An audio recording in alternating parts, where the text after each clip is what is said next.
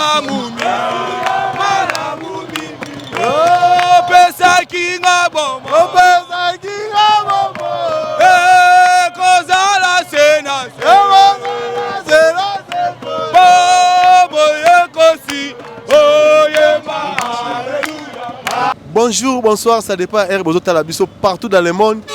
Lelo babi lelo mbote na bino so balandi FM télévision. Le tozana spécial Léopard na sibino monanga antenne so moninga na ti Varese ya Léopard ya Congo c'est que lelo mabez. Alors lelo partout dans le monde boyebi ke match obeta na Léopard RDC na Angleterre. Alors c'est nous image ya RDC na Portugal avant match bino mo monanga ba score. Alors lorsque tu communes à RDC contre Angleterre, alors tozana 16e de finale. Dans le tour éliminatoire au Poli au Longwe. N'habité les Congolais baza ko s'attendre na nini. Biso ba Congolais toza ko s'attendre na nini par rapport à match à Lelo. Est-ce que to ça la nil? Est-ce que to ko pola to gagner? Alors TVza radio te a on aza na capitale ya Kinshasa, République démocratique du Congo na capitale ya Kinshasa, na précisément la commune ya Kasavubu na terrain ya Asosa. Donc on aza na Asosa, a toza na Kermesse Asosa. Yo pas yo pays na butu donc on est place bataka ba match à place yinda alors to kota total là baza ko se préparer ndenge nini pour na match à lelo est-ce que to gagner tout pour là. Merci na pasteur Jacques Kafwa, merci na Préfina, merci na Christv, merci bandeko nyos obo soutenir chaîne, merci na ingénieur Gilles pour na soutien en tout cas nzama pambolo, merci na 0900 9 yang nefi en tout cas nzama pambolo. Alors Préfina to kota total ndenge nini baza ko se préparer à na kati ya Kermesse. Maman bonjour. Bonjour. Comment on est? Keren. Keren. Oui. OK, Keren aux en stand A to. Dans un stand A. OK. Bon, en fait, on a toutes nos questions par rapport à match à Lelo au monde ondé. Match à Lelo, il y a match il y a 2-0. To gagner 2-0 c'est long gagne. Est-ce que l'équipe peut trouver tellement en Angleterre za makas? Biso pe Léopard to za makas. Ibsabsonon. Joueur ni oyo akotsa bi na Léopard. Léo non c'est bakambo. Bakambo. Mama bakambo to ba baye. To zela te, to zela e. Ba baye ba bi ka sa elo. C'est pe lisa biso na ba chan et na bakan en fait. To zela e o chabi. Donc pour un match à ça 2-0. alors bing ça bateau bazo lando siko na banda kuna match bandité ceux qui place bien rota la match ba rota la ngwapi. Terrain à Sosa, stand numéro 48. Moi 2-3 personnes, moi, je ça moi bien. Et non, on n'a pas si qu'un beau. La maman, la papa, c'est bon, hein, c'est tout. Oui. Na leki nanga Bénédicte Lema. Donc pendant doit circuler l'autre gagner des. Tu gagner. Na mona ko coupe biso mtozwa. Oh, tu koloba. C'est long ngai ne na mona ko biso ne tozwa coupe. Du monde. Oui. Nzamba sunga, et on peut niter, et on peut manger. C'est historique en fait. Ok, c'est bon, merci beaucoup. Tobe maman sumso azawa, maman bonjour. Bonjour papa. Comment nani? Claudia la tequila. Claudia? La tequila. Comment ça? Yeah. Un stand A, stand numéro 45. 45. Yeah. Il s'est sur nos matchs et le monde rondé. Moi je vais à ma bête au Bomabango. Ah, maman Angleterre. Angleterre. Congo est à Congo. Congo est à Congo. Congo va comparer na pays monté. OK. Biso to ali kolo déjà dans to taka world. Pas américain, soit mon congolais. Sont mon congolais. Il s'est sur pour nos matchs à le combien on met? Nga pesi bon 4-2 à 0, bon on 0 biso 2. Parce que biso to ba likundi. Donc ça on dit. Poso o et polaté. Alors pour ça message on a présent Facha Zolanda yo par rapport à talara depuis nitinga depuis na botan pour une photo qui est du monde. Il peut na sire pour 56 ans pour final. Parfois il faut soutenir mboka oyo. Na ba joueur wana. Biso to lingi yo. Au monde a changé constitution, a changé nyonso. Parfois ti maloba na ngai oyo Claude la teki eza boye. Ba joueur na biso mbali boso likam oyo sala na mboka oyo. Baza bat moko ya félicité. Ba bat monte ke ya ko sa bango nité. Ba on mérité, on mérité pas na yo en tant que mukonzi. Mukonzi mboka oyo obis nyos to tosa. Ba joueur na biso oyo baza a félicité. Pour le papa nga pesa monka debo gagner. En tout cas, quand la préparation de baza ko se préparer le avant match, ce qui aux années alors tokota. Je pense que cette fois-ci, ce bâti Sipenga na kati bâti Wissa et puis on pourra faire quelque chose suffisamment conscient c'est ça la bien et puis ah ben ça sous bakam. Te acha bakam ba ça bakam. Papa, mais tu as là, bah, Cambo, Banda, Banda, ça t'habite. On a vu Cristiano Ronaldo depuis Banda Coupe du Monde. Azan ne fait ce qu'il y a débit. C'est-à-dire il y a des matchs qui sont compliqués. Bakambo Azan joueur, il y a différence. Peut-être Batak ou Banda ou Tiana Bakambo Banda aussi. Moi je pense que de mon avis, la position dans Bandi ça Sipenga et puis dans Bakambo na attaque. On va voir ce que ça va donner. Ok, c'est bon, ça score un match pour nous. Score un match, na compétition score. Moi je pense que tu vas gagner. Tu vas gagner match.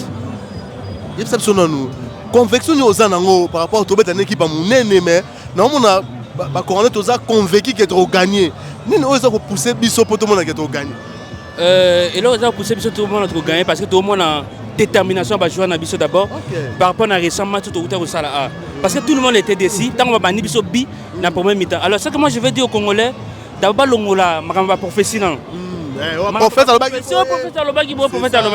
D'abord, tout l'Ongola, et puis, tu peux jouer à Bissot chance. Coach na Bissot pour faire la match. Jouer à la match, la match. Moi je pense vraiment Sipenga doit commencer les matchs. Très bien. Sipenga, je pense que tu as la match tu as un match, non pas hésitation. Mais tu as bien un match. Maintenant souka si tu as peut-être télémis match. Moi je pense que tu as déjà match parce que Angleterre les lots sur ta performance. Tu as peut-être deux joueurs. Saka rien, de tout le monde a bête en scène pendant très bien. Détermination, nous allons sûr que on peut s'escorter, on peut faire. Mais je suis sûr que nous allons gagner. Merci. On aller jusqu'au tir au but au gagner. Merci beaucoup. Tous avez on a vu moi. Tata bonjour. Bonjour. Combo. Monsieur Ben. Monsieur Ben. Oui. Monsieur Ben, tu as vu le match RDC contre Angleterre. Bon, RDC contre Angleterre. Personnellement, je trouve que toutes les deux équipes sont bonnes. Angleterre c'est une grande équipe. RDC aussi c'est une grande équipe. Parce que c'est pas facile, 52 ans, tu es dans la Coupe du Monde et puis toujours ça l'espoir et puis on joue notre première 16e de finale une fois dans l'histoire. Une fois dans l'histoire. Donc c'est ce que je vais dire parce que nous connaissons la grandeur d'Angleterre, mais tant que Congolais du sang, nous sommes là, nous prions pour notre équipe, nous les soutenons, on va mouiller les maillots et on va gagner ces matchs. Ce message moi pas Léopard Bazolanda. Bon, le message c'est que non et on la foi. Pour moi, je sais que tu es Kanga. Nous sommes bango to keti nil après na penalty tout le monde bango to kei. Score 0-0 temps de jeu. Mais très bien. Donc tu peux bango nil après tu lié bon la penalty. On peut pas se tromper. C'est difficile de marquer deux buts devant Angleterre. Parce que on a un problème. Vous avez regardé match Nabiso na Colombie. Match Nabiso na Portugal. Nous avons un problème dans le système offensif. Les milliers, ils ont concordé bien en attaque. Match Nabiso Yasuka, j'ai félicité le système de jeu. Maintenant, posons-nous la question. Avec l'Angleterre, ce système de jeu est Simba. Très bien. Ça veut dire qu'il ne faut pas se laisser méfier dans l'apparence. Tu as d'habitude. Tu as d'habitude. Soit tu commis Yasuka, j'espère que tu as la séance est alternative. On est champion en ça. Très bien. Merci beaucoup. Merci. Alors, merci beaucoup. Tous ceux qui continuent l'interview. Nabiso, tous awa. Donc, tous awa na victoire. Merci beaucoup. Donc, Préfina, toujours à côté. Tous awa na victoire. Donc, en tout cas, les Congolais sont penza motivés dans le match à l'élo. Merci beaucoup. Na Varese. Mario Yangon, les autres Tekama. Donc, Congolais, l'élo, ils sont dans le 8e de finale. On a 16e, on a 8e de finale. L'élo, photo Longola. Il faut tout le monde là, Angleterre l'élo. Alors, tu fais ça à l'autre Préfina. Tous les baimbo, quand tu me gagnes un peu sur la soirée, bango. Tout le monde vient de quoi, azo quand on a une photo, Préfina yaka. Tous les gens bandeko. Tous les gens bandeko. Photo bandini.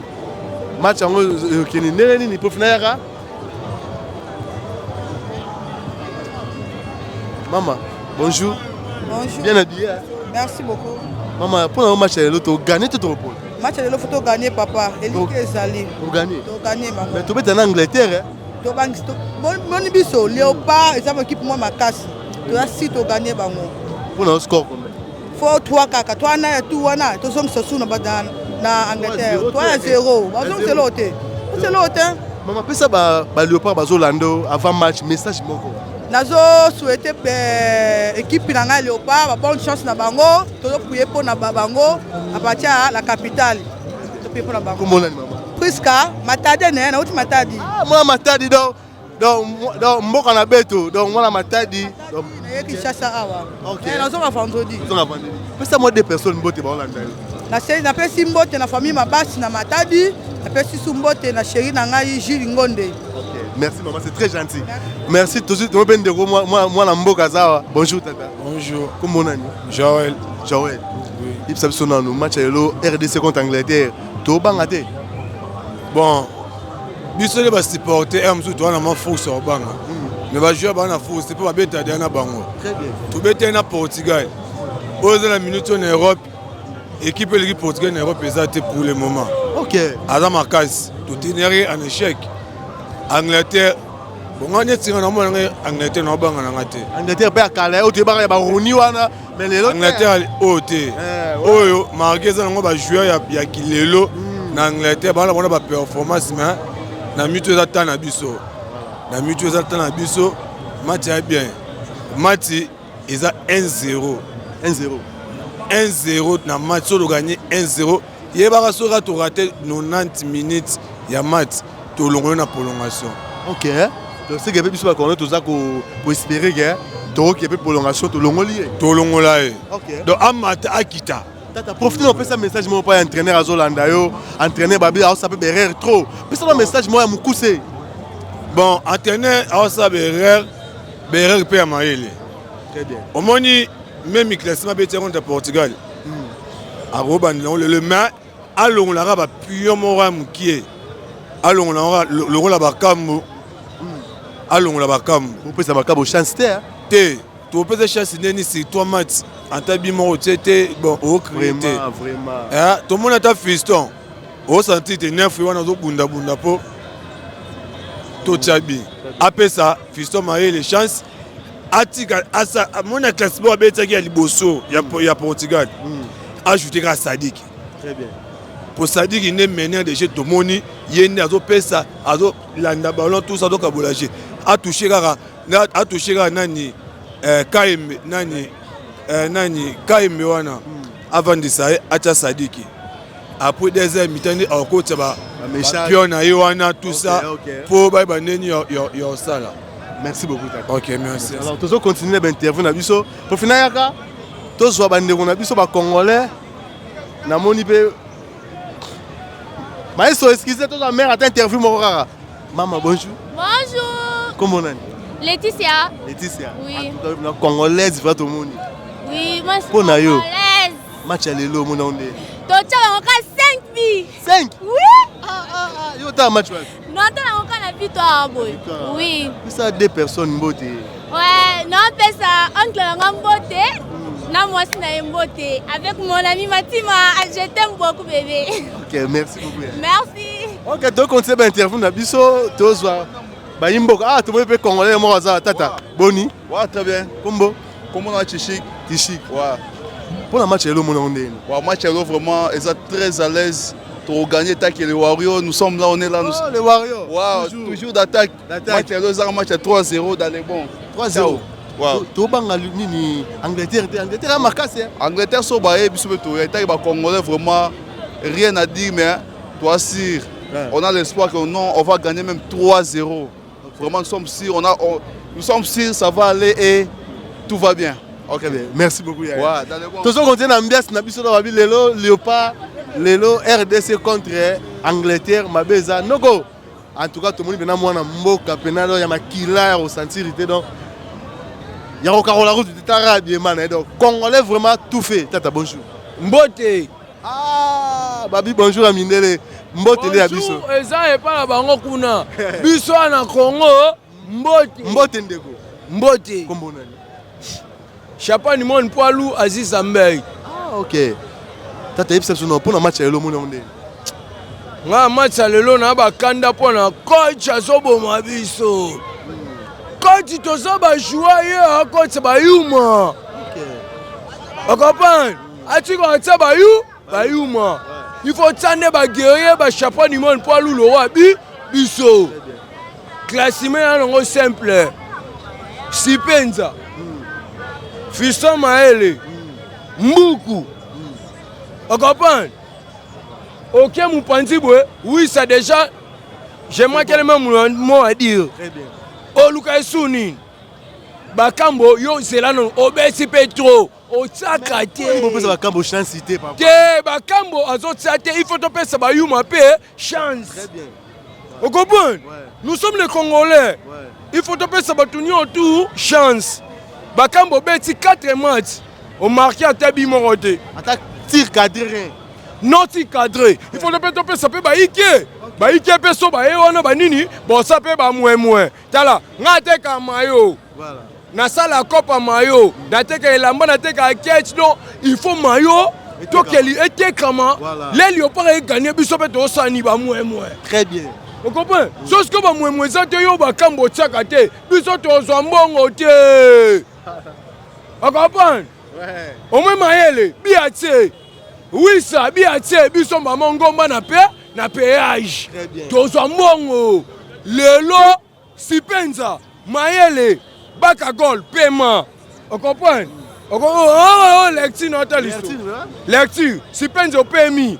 Mbuku a mukomboso. Soka mbagana de ACV. Oka, si ko so tu es kabanini, mais chaque Elia. Zalana. Yo baka gol, Robeta telelo, Zalawana. On comprend? Baka yembe. De Bongonda. Na Milena charge à convoi distributeur de ballons. Ya. Peu ça score. Score, n'en parlons même pas. Score à l'élo. N'habitez ni non loba. Toi si pon de bango. Bah négliger bisora Portugal. Mais score, il y a première mi-temps. Toi ça bango dans 38 minutes 1-0. T'as topé 5 minutes. 38 minutes, la passe 5 minutes.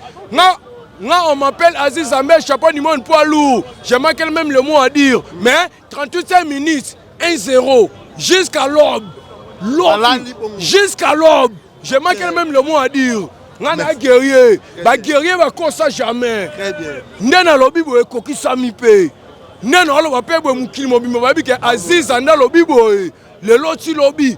Panzango o kage wana démon. Wana ku démon te mais plus que démon. Tu t'es mis derrière le boko. Moi le boko, il y a victoire. Victoire et ça. Le boko, il y a victoire. On est biso, va guerrier. Le loti lobby, en baguette de ça. Merci beaucoup, c'est très gentil. Normal. Alors, tous continuer l'interview na biso. Tous la mboka, en tout cas, très content de Lelo. Baza vraiment motivé dans le match à Lelo, donc il y a un saranaté. Toujours malgré tout, on dans moi souka, mais quand même, toujours moi, bandero na biso. Tout le monde papa za. Papa bonjour. Ah bonjour. Comment on est papa? Nga papa Hermani. Papa Hermani. Ah. Papa, aux FM télévision, tout ça un spécial Léopard. Match à l'homme en RDC contre Angleterre. Ah bon, vraiment, nga pronostic vraiment. On appelle ça Ramamio, c'est pas Nzambi. Parce que il y a une des suprêmes, il y a Dayebi et Bandeli Besuka. Dans le 1-0, dans le bateau qu'on gagne, l'Angleterre a police biso mais. Mais pour au moins tu gagner, tu ça veut dire espoir n'a rien à lire à gagner. Bon, on a vraiment talaga na la petit drapeau. Voilà. Donc espoir n'a rien à Congolais dans la ligne to gagner, en fait to mouiller maillot. To bête mandenge donc mi bali ba beta. Oh, ils avaient un média et comme partout avant match émission sur les canaux internet partout dans le monde. Ce qui message au groupe c'est l'entraîneur. Message au groupe c'est l'entraîneur. Et que Congolais au temps la match. Bon, vraiment, on a évité le message qu'on a s'entraîner, donc à côté bien, classement ça la bien. Ça va affaire à Bakambo. Affaire à Bakambo, ça Bakambo, Congolais Bakambo. Pour Nangaï, Bakambo on a besoin de sous-estimer. Ah oui, il faut faire très attention. Bakambo a besoin de sous-estimer. Bakambo a ébi l'équipe à Angleterre. A ébi Ango. Mais tu es au Portugal, tu es une équipe qui a tir cadré. Mais comment tu as un espoir et pas Bakambo? Bien sûr, mais pourquoi tu as un espoir pas naï? Non, tu as un espoir, tu as une surprise, oui ça, non. Très bien. Aux hommes. Les joueurs au Baradanis, Bakambo est un grand joueur, ils ont déjà attiré par l'adversaire. Effectivement, c'est ça. C'est ça. Il faut vraiment tourner dans nous. On fait langue, on a 1000 fois. so bakamba robanda na première mi-temps batika ye après mo bavandisi après aller to changer système na biso to mesana to beta ngo ndeko siko ndeko to beta. Donc yo pesa chance na Balopa. Ngana pesa na chance na Balopa, nzambe nga super premier mdayebi. Dans Katalikam. Merci beaucoup. Merci. C'est Pelling. En tout cas, toza awa na victoire, place donc tu auras chaque match tu auras la victoire pour victoire et la place à victoire. Donc tata bonjour. Bonjour. Combo. Clovis Inonga. Toujours dernièrement le match à Portugal. Oui, effectivement. Très bien, le sous de côté no yaya. Match le monde en Angleterre, Moukou, Ababi Angleterre, opération du Kofi. Yaya, match à Moukou exacté. Tu es bikende to beta na Portugal na ebisaka yo la fois passée que biso na Angleterre ba ozo ba plan na bango. Et puis to kenda 1-1. Aux Hollanda. Biso na Angleterre to bangelo côté. Banga bango te. To bangelo côté. Donc 8e de finale. Te biso nde to za to l'équipe déjà. Oh, tu es tigali ezaka ba formalité. Ezaka ba formalité. Le bananu. Le bananu. Mais ça message mon pas entraîneur, ba Léopard ba Hollanda. Non, nazo e entraîneur abangate. Aux Hollanda. Abangate a coaché match selon vision ya peuple. Pour to gagner. Mais ce qui a coaché selon mécanisme en tout cas vraiment to en échec. Aux Hollanda. Ah, yango wana atiela biso ba meshakeli atiela biso ba to vitesse wana ba tia babi. Et puis le match a déterminé que tu as gagné na biso. Alors merci beaucoup Bandi FM télévision on est dans un spécial Léopard. Toza awa na terrain ya Sayo donc toza awa na Béni le visionnaire. Tokuta pe na ba imboka tata. Tellement muté excusez. Bonsoir. Bonsoir Ndeko. Comment nani? Vini Ngonza. Viningo Ngonza. Ngonza, OK. Tata yebisa biso nous comment on a un match ils ont kendele malgré tout to mené 1-0 mais pour na yo match qui est combien bon c'est le score est à 3-1 c'est pas moi moko pour la base mais score est à 3-1 ba faille nous au moins na équipe te ba faille c'est grave sauf que faut renforcer défense et puis to ko tsamaye le nambe chaque pour la ba mbrier ba on likolo. Puis c'est quand dans la défense à Malonga. En tout cas, ça pour l'instant, tu vas mettre Kitoko. C'est que tu vas gagner. Mais ça message mon papa Léopard bazali bana mboka bazolanda yo. So match sili to ko selema. Mais ça ni Europe ça quand même la première mi-temps, tous hommes mais déjà 1-0. Oui. Bon comprendre pourquoi la prestation serment à Fatih Beto là-bas. Mercrian. Bon comprendre, c'est anglais. Nenga to ça boyer, le victoire est sûr et certain tous les cas. Très bien. Donc message pour Léopard en tout cas nous vous soutenons à penser à Kinshasa. Peu importe Maramberoya, bon l'été, nous sommes avec vous. Papa, profitez de ça des personnes mbote et ça moi bien. Na pesi mbote na moi sinanga divine kaka. Rapporte mais. Na pesi mbote na autorité morale nanga Julien Paluku. Merci beaucoup. Merci. Alors toi besoin de quoi wa? Tata. Bonsoir. Bonsoir. Comment on dit? La fille m'a mais match réel on n'a pas vrai pardon match le pas vrai réel. La lati réel mais la montée mais le pas. Congolais tu suis. Le ballon nous pona yo quand même. Tout ça dans la première mi-temps, mais tu as mené déjà 1-0. Au moins, le match est endé. Bon, moi je suis bien. On a pour l'angaï, à côté de ça, pour renforcer l'accès à Luana. Après, à côté de ça, puis ça a bien Panzi. C'est bon, on a mis les gars, on a mis ça Moukaou, à renforcer les deux cas imbéciles. Mais ça score. Score est à 2-1.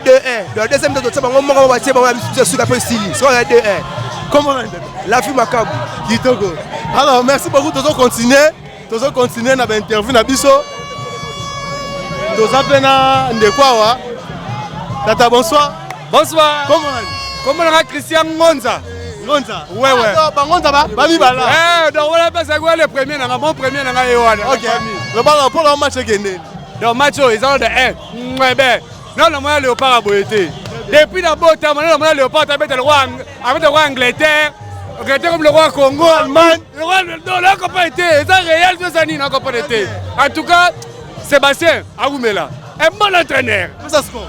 Score match, on va jouer 2 ou 3, quand 2 scores, on est à 0, on va passe in poto, confiance. Merci pour toi. Alors, tu vas continuer, tu vas continuer l'interview, ambiance, c'est ça, on a bien le visionnaire. Bonsoir. Bonsoir Ndeko. Vous êtes congolais? Congolais Makilatina Caleson. Et ça, c'est le match au moment où match déjà au Nandero le bord de Nanda. Coach Nabiso, classement BDC est yango. Après 20 minutes, 70 minutes. Abimisa entre Mbuku, Ube, Sipenga. Azwa Kabwadi, Yakota, Nakasa, Asasong, sa 3 axes nae. Pour te gérer, moi, tu sais que tu n'as souka. selon idée na ngai nde namoni ekokenda bongo ke alongoli mbuku be sipenga joueur moko azwi kabwate azongisie na axe na ye abeti système à 3 axes na ye na espace à 20 minutes soki babeti apo apemisi entre sipenga susu azwi meshaki akoti ye na kati toyeba ndenge nini ya koévolue so abeti bongo toganye donc après 20 minutes be 70 minutes azongisa système à 3 axes na ye wana toganye match. Mais pour le score, malgré tout la première mi-temps, tu as mené déjà 1-0, mais pour le tu as souffert quand même. Bon, tu as gagné à peine 1-0, tu as gagné 1-0. Mais pour le déjà c'est ça. Attention, Angleterre a gagné, parce qu'on a la mi-temps, n'a gagné Angleterre. Ça c'est un point dans la première mi-temps. Merci. Alors, tu as continué d'intervenir, tu as bien les visionnaires, donc on a ciblé aux hommes. Il y a des Sengo, des Congolais, en tout cas, des Sengo. Comment on a un match quand même. Bonsoir. Bonsoir. Un mot par rapport au match qui malgré tout on mené 1-0 mais match qui en tout cas Léopard a surprendre Bisso. Parce que j'ai tout le monde lelo en tout cas tout le monde maté Bisso. D'habitude de maison on met trop la match là les Kayabu ya Mungwa Pembe pour attention. Mais lelo na Bisso même si tu longwe même si tu sali ndengani en tout cas tu as un honneur moko basali Bisso fierté moko dans le lot en scène mondiale, Tozongi. Aujourd'hui même les Anglais, ils ne disent même pas qu'ils sont bétana biso. Si Moutou on dit on est bandeli. Bilo baya ezali. Donc moi j'estime aujourd'hui je peux le dire avec fierté. Bateau le baloba qui non pour un chef de l'État. Pourquoi celle qui va jouer bon bango bendan ba mo na ba résultat. Le lot Ouzbékistan. Babimba l'échec mais bon on honoré on a beaucoup na bango malgré babimba le côté parce que biso tel niveau to comme et j'en suis sûr que le lot dans match ça carré. Merci. Mais ça score final. Des score final 2-0. 2-0. Tu gagner 2-0 ça c'est sûr. Basa la basa pas ma vidéo. 2-0. Oui merci. Christivi yaka. Tous on va ne quoi donc babi aiza roina na bien les visionnaires donc m'appelle ça. Tata bonsoir. Bonsoir. Comment on a dit? Comment on a super tonton. Chance partout. Que ça score un match au Tosu na combien? Bah match on a un score non c'est pour 3. Maximum 3-0 parce que Yohan Yusa a une débit. Yohan Yusa a une débit mais chaque année moko c'est pour 3. En tout cas Léopard merci. Demandez Léopard demandez Yohan Yusa de Kosenjoko. Félicitations donc vivre. Maman bonsoir. Bonsoir. Comment match est gagné? Eke kitoko makasa en tout cas lelo to beta bango belete 2-0. 2-0 to pana biso ke de belé. OK. Comment on a Mariam. Maman Mariam. Maman bonsoir. Bonsoir. Moni bien congolaise au Saranate. Na ndenge j'étais dans la masse. Tellement comme ça tout le monde bien bien. Pour le match le gagné. Match to beta 4. 4-0. OK. C'était vraiment aussi ça na 4. OK. Merci beaucoup. Maman Soubaza. Ah maman. Bonsoir. Bonsoir. Comment on a Charlotte. Charlotte. Pour le match l'auto souka combien? 3-0. Combien? 3-0. Oui. Bon bon ça t'es. T'es là, t'es 3-0. Bon c'est le 3-0. Pour passer à biso, on a un biso 3-0. OK, c'est bon. Alors merci beaucoup de continuer interview na biso. Donc en tout cas bato baza au CP là au Saranate. Le moni ba ike bazawa donc presque ba congolais baza total la match. OK, c'est bon, y'a pas maman.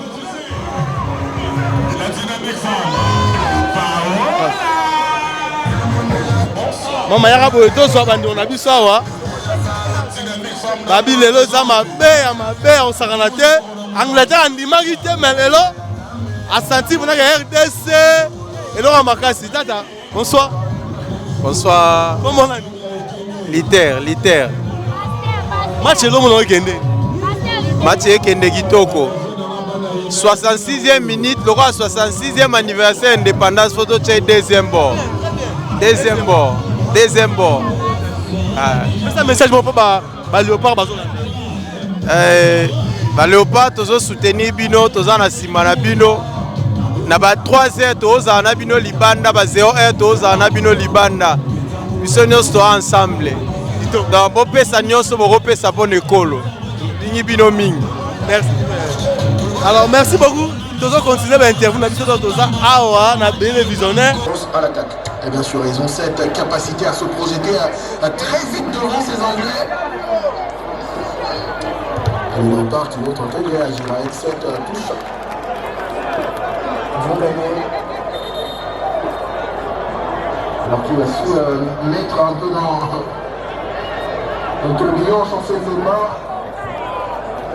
Rashford n'a pas dit à lui, sa frappe du pied gauche être vraiment hors cadre. Et Léopard qui veut se relancer avec ce long dégât. Le centre.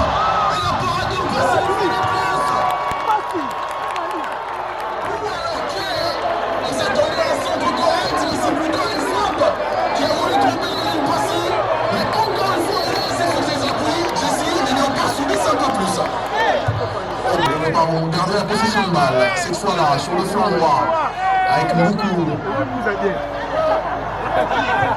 La porte essaie rapidement fermée devant lui. Et la belle transversale de Moukou Sané, est-ce qu'il aura ce ballon? Non. Super bien. Alors que c'était quand même bien tenté. L'intention a été bonne à première vue.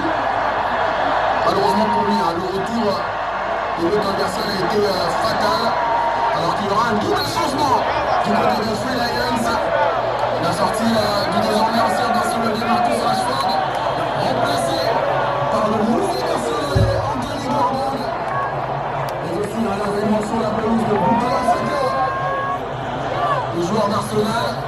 Des changements pour Thomas Tuchel qui démontre tout simplement qu'il veut aller chercher son but égalisateur. Et j'essaie la défense congolaise doit redoubler de vigilance. Oui, la défense congolaise doit redoubler des efforts parce qu'il y a un autre de Bukayo Saka qu'on connaît très bien dans le jeu offensif. Et ma soeur doit très bien jouer avec son joueur qui est sur le côté, selon Sadiki ou Chibema. Il doit vraiment être vigilant aux attaques venant de Bukayo Saka. Donc Moukou a réussi à gagner cette touche chez lui. Cet homme que l'on voit sur ces images, Anthony Gordon.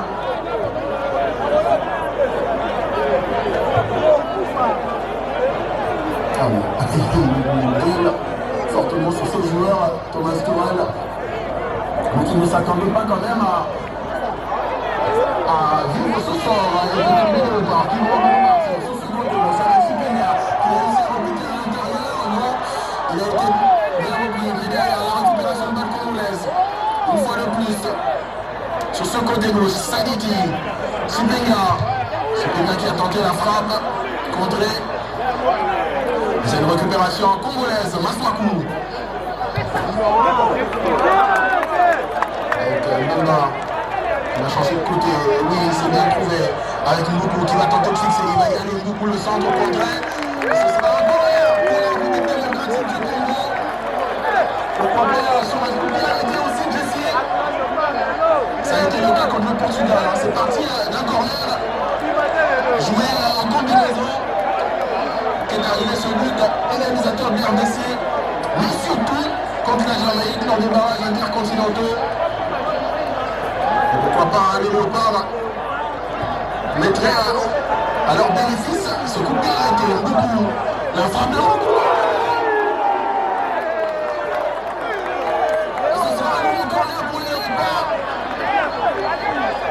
Ils peuvent subir, mais quand ils se décident de l'aider, c'est le bord, c'est dangereux. Oui, on a vu la tête.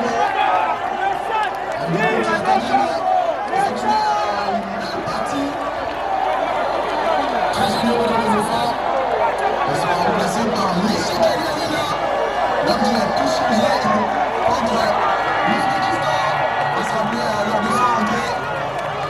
C'est lui qui est sur le but du marqué par Fiston. On a dit ça awa. Ba Congolais, tout à la match, il y a ba Congolais. Tata bonsoir. Ouais, bonsoir tonton. On a depuis Nabotama, première fois la mona, Léopard Coupe du Monde.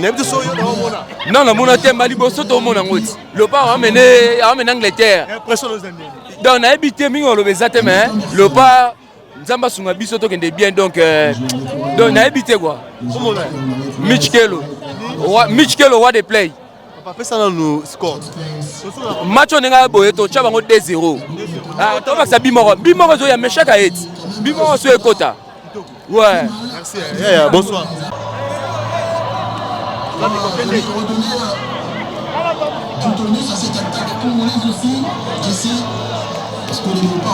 En tout cas, merci Barandia FM Télévision. Ambiance c'est ça la messe oyo ya Osaranate. Ambiance ya Osaranate. Match est oh mais oui. Mais oui, match est qui kitoko tellement tozo mené 1-0 donc toza na sima ba Léopard na biso de façon que va gagner ce biso match pour après tout c'est après 52 ans. Après 52 ans qu'on se retrouve dans la Coupe du Monde. Donc dans la vie, Torolobar et Loromor, tout ça la humble toujours ma père Nicolo. Mais non, on a ma pégara boy, Zani. Papa tout ça humble. Peuple moro humilité vanda. Donc tolakisi bango ke humilité za biso. Surtout bito beta makasi, mabe moko so ba sali baje ni balé koki. Humble. Humilité. Wani koki nzamvuete. Les frères de l'INA que vous voyez ici, tous sont de l'INA, accompagnateurs. Libéra boy. Chichi. On filme comme ça. C'est quoi ça? Ça c'est. Je suis humble. Angleterre est maîtrisable. On maîtrise pour la balle INA 0-0 encore. 0-0 encore. Et bisoye. C'est bon alors, merci beaucoup. On se retrouve dans la match. Zarawana.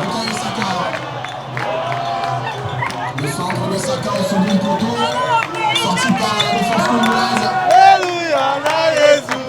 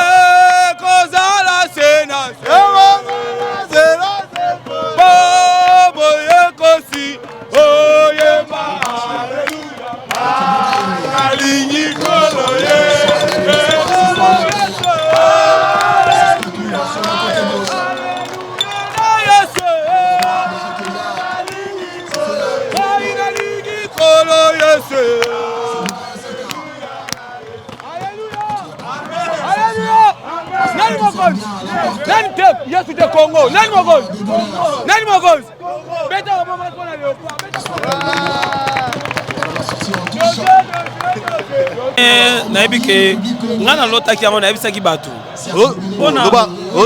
nalotaki yango nayesaki bato tobete bapernati toganye bango na bapernati très bien awaza prophétie toni oyo eza ndoto nalotaki mais tobeta nango bapernati mais so basala erreur bazwa d na première na deuxième mi-temps mais match eza côté ya bapernati. Merci vraiment DJ Noël MC il y a place. Il y a Béni le visionnaire. Autrement ingénieur Noël et pas il y a Venanga Mopao mais malgré tout le monde en a kala. Les amis de Béni le visionnaire Tozana Bino Machoto Ganyango toujours. Merci. Merci beaucoup, c'est bon.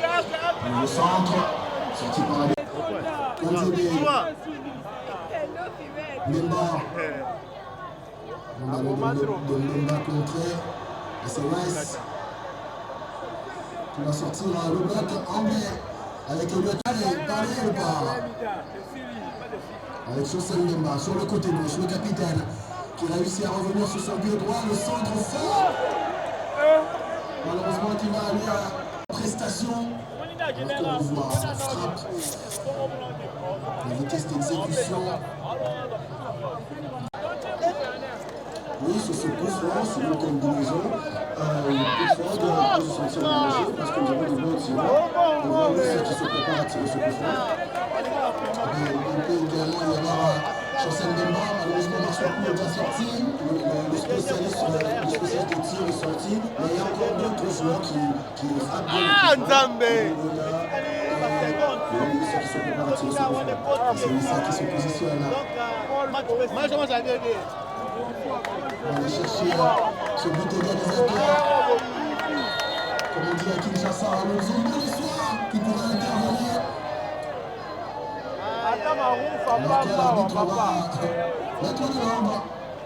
Dans ce grabuge qui va autour de ce mur. Et ça qui va se lancer. Et ça. Quelques centimètres seulement. Non, on a vu de poli.